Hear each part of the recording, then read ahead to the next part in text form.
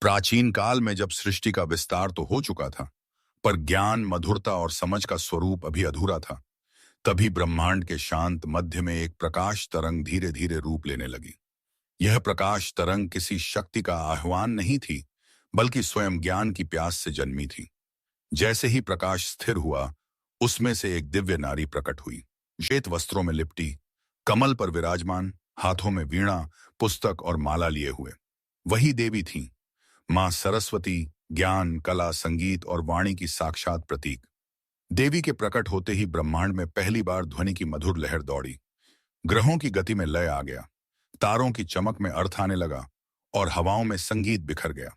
देवताओं ने देखा कि जो पहले केवल अस्त व्यस्त ऊर्जा थी, अब उसमें व्यवस्था, शांति और समझ का बीज जन्म ले रहा है। ब्रह्मा ने देवी को प्रणाम करते हुए कहा, तुम ही वह शक्ति हो जो सृष्टि को दिशा देगी, क्योंकि सृजन सिर्फ बनाना नहीं, समझना भी है। माता सरस्वती ने अपने पहले स्पंदन से वाणी का उदय किया।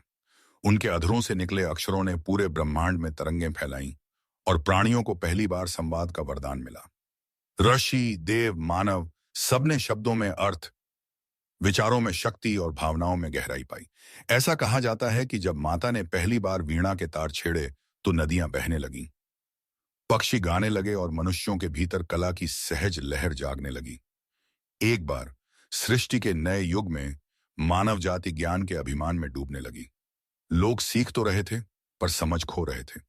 उनके हृदय कठोर हो रहे थे और लक्ष्य केवल जीतना रह गया था, समानती, समझना नहीं। माता सरस्वती ने यह परिवर्तन देखा और पृथ्वी पर अवतार लेने का निश्चय किया। वह एक साधारण स्त्री के वेश में एक छोटे से आश्रम में जा बसी, जहां बच्चे पढ़ना तो चाहते थे, पर साधन नहीं थे। वह शांति से बैठती, बच्चों के सामने मिट्टी पर अक्षर लिखती और उन्हें तब तक दोहराती जब तक कि अक्षर गीत नहीं बन जाते। बच्चे सीखने लगे कि शिक्षा केवल शब्दों का बोझ नहीं, बल्कि मन की रोशनी है। धीरे धीरे उस आश्रम का नाम दूर दूर फैल गया। विद्वान आए और पूछने लगे कि यह साधारण स्त्री बच्चों को इतना गहरा ज्ञान कैसे दे रही है। माता मुस्कुराईं और केवल इतना कहा, ज्ञान तब जन्म लेता है जब मन विनम्र हो।